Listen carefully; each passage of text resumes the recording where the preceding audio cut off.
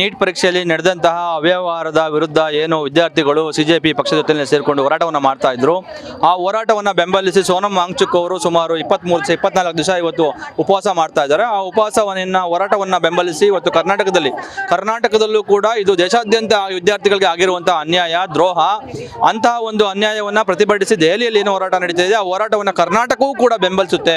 ಸೋನಂ ವಾಂಗ್ಚುಕ್ ಅವರ ಹೋರಾಟವನ್ನು ಕರ್ನಾಟಕ ಬೆಂಬಲಿಸುತ್ತೆ ಅನ್ನುವಂತಹ ಒಂದು ಹೋರಾಟವನ್ನು ಕರ್ನಾಟಕದಲ್ಲಿ ರೂಪಿಸಬೇಕು ಅಂತ ಹೇಳಿ ನಾವು ಕಳೆದ 3 ದಿನಗಳಿಂದ ಬೆಂಗಳೂರಿನ ಫ್ರೀಡಂ ಪಾರ್ಕ್ನಲ್ಲಿ ಹೋರಾಟವನ್ನು ಮಾಡ್ತಾ ಇದ್ದೀವಿ. ನೀವೆಲ್ಲ ಗಮನಿಸ್ತಾ ಇರಬಹುದು, ಪ್ರತಿ ದಿವಸ ಇಲ್ಲಿ ಸಾವಿರಾರು ಸಂಖ್ಯೆಯಲ್ಲಿ 16,000 ವಿದ್ಯಾರ್ಥಿಗಳು, ಯುವಜನರು ಬಂದು ಇಲ್ಲಿ ಪ್ರತಿಭಟನೆಯಲ್ಲಿ ನಿರತರಾಗಿದ್ದಾರೆ. ದೆಹಲಿಯ ಜಂತರ್ ಮಂತರ್ನಲ್ಲಿ ಯಾವ ತರಹದ ಹೋರಾಟ ಆಗ್ತಾ ಇದೆಯೋ ಅದೇ ತರಹದ ಹೋರಾಟ ಇವತ್ತು ಇಲ್ಲೂ ನಡೀತಾ ಇದೆ. ಕರ್ನಾಟಕ ರಾಷ್ಟ್ರ ಸಮಿತಿ ಪಕ್ಷ, ಆಮ್ ಆದ್ಮಿ ಪಾರ್ಟಿ ಮತ್ತೆ ಬೇರೆ ಸಂಘಟನೆಗಳು, ಸಿಜೆಪಿ ಪಕ್ಷ ಮತ್ತೆ ಐಸಾ ಎಲ್ಲರೂ ಸೇರ್ಕೊಂಡು ನಾವು ಒಂದು ಒಗ್ಗಟ್ಟಾಗಿ ಹೋರಾಟವನ್ನು ಮಾಡ್ತಾ ಇರುವಂತದ್ದು. ಕರ್ನಾಟಕವನ್ನು ಬೆಂಬಲಿಸಿ ಸೋನಂ ಅಂತಕ್ಕಂಥ ಒಂದು ಹೋರಾಟ. ನಮ್ಮೆಲ್ಲರಿಗೂ ಗೊತ್ತಿರೋ ಹಾಗೆ ಇದೊಂದು ಇಡೀ ದೇಶದ ವಿದ್ಯಾರ್ಥಿಗಳ ಭವಿಷ್ಯ. ಒಂದು ಸರ್ಕಾರವನ್ನ ನಂಬಿ ನಾವು ಅವರಿಗೆ ಜವಾಬ್ದಾರಿಯನ್ನು ಕೊಡೋದು, ನೀವು ಜನರ ಕಲ್ಯಾಣವನ್ನು ಮಾಡಬೇಕು, ಜನರ ಹಿತವನ್ನು ಕಾಯಬೇಕು ಅಂತೇಳಿ. ಆದರೆ ಇವತ್ತು ಅಂಥ ಸರ್ಕಾರ ಏನು ಮಾಡ್ತಾ ಇದೆ, ಇಡೀ ಯುವಜನತೆ ವಿದ್ಯಾರ್ಥಿಗಳು ಈ ದೇಶದ ಭವಿಷ್ಯ ಅಂತ ಹೇಳ್ತಾರೆ. ಅಂಥ ವಿದ್ಯಾರ್ಥಿಗಳ ಭವಿಷ್ಯವನ್ನೇ ಹಾಳು ಮಾಡ್ತಕ್ಕಂಥ ಕೆಲಸವನ್ನೇ ಇವತ್ತು ಕೇಂದ್ರ ಸರ್ಕಾರ ಮಾಡ್ತಾ ಇದೆ. ಆ ರೀತಿ ಆಳ್ಗೆಡುವಂಥ ಕೆಲಸ ಮಾಡೋದ್ರ ಜೊತೆಗೆ ತನ್ನ ಬಂಡತನವನ್ನು ಪ್ರದರ್ಶನ ಮಾಡ್ತಾ ಇದೆ. ಇವತ್ತು ಏನು ಕೇಳ್ತಾ ಇದ್ದೀವಿ, ವಿದ್ಯಾರ್ಥಿಗಳು ಏನು ಕೇಳ್ತಾ ಇದ್ದಾರೆ, ಭಾರತ ದೇಶದ ಯುವಜನರು ಏನು ಕೇಳ್ತಾ ಇದ್ದಾರೆ, ಧರ್ಮೇಂದ್ರ ಪ್ರಧಾನ್ ನೀವು ರಾಜೀನಾಮೆ ಕೊಡಿ, ನೀವೊಬ್ಬ ಅಯೋಗ್ಯ, ಅಸಮರ್ಥ, ನಾಲಾಯಕ ಸಚಿವರಾಗಿದ್ದೀರಾ, ನೀವು ರಾಜೀನಾಮೆ ಕೊಡಿ. ನರೇಂದ್ರ ಮೋದಿ ಅವರೇ ನಿಮ್ಮ ಸಚಿವ ಸಂಪುಟದಲ್ಲಿರುವಂತಹ ಈ ತರ ಒಬ್ಬ ಅಯೋಗ್ಯ, ಭ್ರಷ್ಟ, ನಾಲಾಯಕ ಶಿಕ್ಷಣ ಸಚಿವ ಯಾರಿದ್ದಾರೆ ಅವರಿಂದ ರಾಜೀನಾಮೆ ಪಡ್ಕೊಳ್ಳಿ ಅಂತ ಹೇಳಿ ಕೇಂದ್ರ ಸರ್ಕಾರವನ್ನು ನಾವು ಬಯಸ್ತಾ ಇರೋದು. ಇವತ್ತು ಇದನ್ನ ಬಿಜೆಪಿ ವಿರುದ್ಧ ಮಾಡ್ತಾ ಇದ್ದಾರೆ, RSS ವಿರುದ್ಧ ಮಾಡ್ತಾ ಇದ್ದಾರೆ ಅಂತ ಹೇಳಿ ಬಿಜೆಪಿ ಅವರು ವಿದ್ಯಾರ್ಥಿಗಳ ಮೇಲೆ, ಯುವಜನತೆ ಮೇಲೆ ಎತ್ತು ಕಟ್ಟುವಂತ ಕೆಲಸವನ್ನ ಮಾಡ್ತಾ ಇದ್ದಾರೆ. ಆದ್ರೆ ಬಹಳ ಸ್ಪಷ್ಟವಾಗಿದೆ ಇಲ್ಲಿ ಬೇಡಿಕೆಗಳು. ಧರ್ಮೇಂದ್ರ ಪ್ರಧಾನ್ ಏನಿದ್ದಾರೆ ಅವರು ರಾಜೀನಾಮೆ ಕೊಡಬೇಕು. ಅಂತಹ ಒಂದು ನೀಟ್ ಪರೀಕ್ಷೆಯ ಸಂಕಷ್ಟವನ್ನು ಎದುರಿಸಲಾರದಲ್ಲೇ ಏನು 20 ಜನ ವಿದ್ಯಾರ್ಥಿಗಳು ಆತ್ಮಹತ್ಯೆ ಮಾಡಿಕೊಂಡ್ರು, ಅವರಿಗೆ ಪರಿಹಾರವನ್ನು ಕೊಡಬೇಕು. ಮುಂದಿನ ದಿನಗಳಲ್ಲಿ ಈ ತರಹದ ಒಂದು ಘನಘೋರ ದುರಂತಗಳು ವಿದ್ಯಾರ್ಥಿಗಳ ಜೀವನದಲ್ಲಿ ಆಗಬಾರದು ಅಂತ ಅಂದ್ರೆ ಇದಕ್ಕೆ ಕಾರಣಕರ್ತರಾಗಿರ್ತಕ್ಕಂಥ ಕಲ್ಪ್ರಿಟ್ಗಳನ್ನ ಜೈಲಿಗೆ ಕಳಿಸ್ಬೇಕು ಧರ್ಮೇಂದ್ರ ಪ್ರಧಾನ್.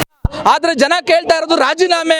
ಕೇವಲ ರಾಜೀನಾಮೆ ಸಾಕಾಗಲ್ಲ, ಅಂತವರು ಜೈಲಲ್ಲಿ ಇರಬೇಕು. ಅಂತವರು ಜೈಲಲ್ಲಿದ್ರೆ ಮಾತ್ರನೇ ಮುಂದಿನ ದಿನಗಳಲ್ಲಿ ಈ ತರದ ಕಂತ್ರಿ ಕೆಲಸಗಳನ್ನ ಇನ್ನೊಬ್ಬ ಸಚಿವನಾಗ್ಲಿ ಅಥವಾ ಇನ್ನೊಂದು ಸರ್ಕಾರ ಆಗ್ಲಿ ಮಾಡೋದಿಲ್ಲ. ಹಾಗಾಗಿ ಈ ಹೋರಾಟವನ್ನು ನಾವಿಲ್ಲಿ ಮಾಡ್ತಾ ಇದ್ದೀವಿ. ನಿಮ್ಮ ಪ್ರಕಾರ ಏನ್ ಮಾಡಿದ್ದಾರೆ ಅಂತ ಹೇಳ್ತಾ ಇದ್ದೀರಾ? ಅಲ್ಲ ನೋಡಿ, ಒಂದು ಸರ್ಕಾರದ ಜವಾಬ್ದಾರಿ ಒಂದು ಪರೀಕ್ಷೆಯನ್ನು ನಡೆಸೋದು. ಕರ್ನಾಟಕದ ಮಟ್ಟಿಗೆ ನಡೆಸೋದಾದ್ರೆ ರಾಜ್ಯ ಸರ್ಕಾರದ ಮಟ್ಟದಲ್ಲಿ ನಡೆಯುವಂತಹ ಪರೀಕ್ಷೆಗಳಿಗೆ ರಾಜ್ಯ ಸರ್ಕಾರ ಹೊಣೆಗಾರಿಕೆ.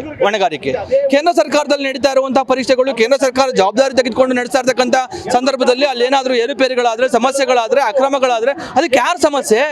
ಕೇಂದ್ರ ಸರ್ಕಾರ ಸಮಸ್ಯೆ. ನರೇಂದ್ರ ಮೋದಿ ಅವರು ನಾನು ತಿನ್ನಲ್ಲ, ಬೇರೆಯವ್ರಿಗೆ ತಿನ್ನಕ್ ಬಿಡಲ್ಲ ಅಂತ ಹೇಳಿ ಯಾವುದೇ ಪರೀಕ್ಷೆಯ ಪತ್ರಿಕೆಗಳು ಔಟ್ ಆದ್ರೆ, ಲೀಕ್ ಆದ್ರೆ ಅದ್ರ ಹಿಂದೆ ಏನಿರುತ್ತೆ ಕಾರಣ?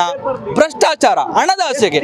ಇವತ್ತು ನೀಟ್ ಪರೀಕ್ಷೆ ಅನ್ನುವಂಥದ್ದಕ್ಕೆ ಪಾಸ್ ಆಗೋದಕ್ಕೆ ವಿದ್ಯಾರ್ಥಿಗಳು ಮತ್ತೆ ಅವ್ರ ಪೋಷಕರು ಎಷ್ಟೆಲ್ಲ ಲಕ್ಷ ರೂಪಾಯಿಗಳನ್ನ ಖರ್ಚು ಮಾಡ್ತಾ ಇದ್ದಾರೆ ಅಂತ ಹೇಳಿ ನಮ್ಗೆ ಗೊತ್ತಿದೆ. ಹಾಗಾಗಿ ಇದೊಂದು ವ್ಯವಹಾರವಾಗಿ ಮಾರ್ಪಟ್ಟಿದೆ. ಪ್ರಶ್ನೆ ಪತ್ರಿಕೆಗಳನ್ನ ಲೀಕ್ ಮಾಡಿ, ಅಕ್ರಮ ಮಾಡಿ ಅದರಲ್ಲಿ ದುಡ್ಡು ಮಾಡಿಕೊಳ್ಳುವಂತಹ ಒಂದು ಹುನ್ನಾರ ಇಲ್ಲಿ ಇದೆ. ಆ ಕಾರಣಕ್ಕಾಗಿ ನಾವು ಇವತ್ತು ಇದಕ್ಕೆ ಕೇಂದ್ರ ಸರ್ಕಾರವೇ ನೇರ ಹೊಣೆ ಅಂತ ಹೇಳಿ ಹೇಳ್ತಾ ಇರುವಂತದ್ದು. ನಾವಲ್ಲ, ಇಡೀ ರಾಜ್ಯದಲ್ಲಿ, ಇಡೀ ದೇಶದಲ್ಲಿ ಇವತ್ತು ವಿದ್ಯಾರ್ಥಿಗಳು ಇದ್ರ ವಿರುದ್ಧ ಮುಗಿಬಿದ್ದಿರುವಂತದ್ದು. ಅಂತವ್ರನ್ನ ಯಾಕಪ್ಪ ಸಮರ್ಸ್ಕೊತೀರಿ? ನಿಮ್ಮ ಯೋಗ್ಯತೆಗೆ, ಬಿಜೆಪಿ ಸರ್ಕಾರಕ್ಕೆ ಯೋಗ್ಯತೆಗೆ ನಿಮಗೆ ಇನ್ನೊಬ್ರು ಯಾರಾದ್ರೂ ಯೋಗ್ಯರು, ಅರ್ಹರು, ಕೇಪಬಲ್ ಆಗಿರುವಂತ ಒಬ್ಬ ಮಂತ್ರಿನ ಆಯ್ಕೆ ಮಾಡ್ಕೊಳ್ಳೋಕೆ ಸಾಧ್ಯ ಇಲ್ವಾ ನಿಮಗೆ?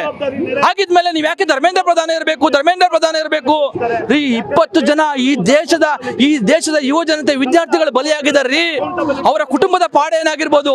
ಕೇವಲ 20 ಲಕ್ಷ ವಿದ್ಯಾರ್ಥಿಗಳ ಪರೀಕ್ಷೆ ಬರ್ದವ್ರೆ ಅಂತ ಅನ್ಕೊಂಡ್ರು ಎಷ್ಟೆಲ್ಲ ಕೋಟಿ ಜನರು, ಅವರ ಫ್ಯಾಮಿಲಿಯವರು, ಇವರು ಎಷ್ಟೆಲ್ಲ ಜನ ಇದಕ್ಕೆ ತೊಂದರೆಗೀಡಾಗಿದ್ದಾರೆ, ಎಷ್ಟೆಲ್ಲ ಸಂಕಷ್ಟಗಳನ್ನ ಅನುಭವಿಸಿದ್ದಾರೆ. ಇಂಥದ್ದೇನು ಅವ್ರಿಗೆ ಕಾಣಿಸ್ತಾ ಇಲ್ವಾ? ಏನು ಗೊತ್ತಾಗ್ತಾ ಇಲ್ವಾ? ಯಾಕಿಂತರ ಆಡಳಿತದ ಏನು ಒಂದು ಅಧಿಕಾರದ ದರ್ಪ, ಮದವನ್ನ ಯಾಕೆ ಪ್ರದರ್ಶನ ಮಾಡ್ತಾ ಇದ್ದೀರಾ? ಇದು ನಿಮ್ಮ ಅಂತ್ಯಕಾಲ.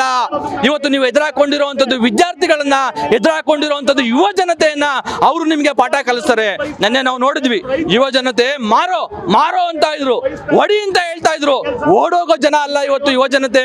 ಭಾರತ ಹಾಳಾಗ್ತಾ ಇದೆ. ಭಾರತದ ಭವಿಷ್ಯವನ್ನ ನಾವು ಉಳಿಸ್ಕೋಬೇಕು. ಭವಿಷ್ಯದ ಭಾರತವನ್ನ ಕಟ್ಟತಕ್ಕಂಥದ್ದು ನಮ್ಮ ಜವಾಬ್ದಾರಿ ಅಂತ ಹೇಳಿ ಇವತ್ತು ಇಡೀ ಭಾರತ ದೇಶದಲ್ಲಿ ಯುವ ಜನತೆ, ವಿದ್ಯಾರ್ಥಿಗಳು ಎದ್ದು ನಿಂತಿದ್ದಾರೆ.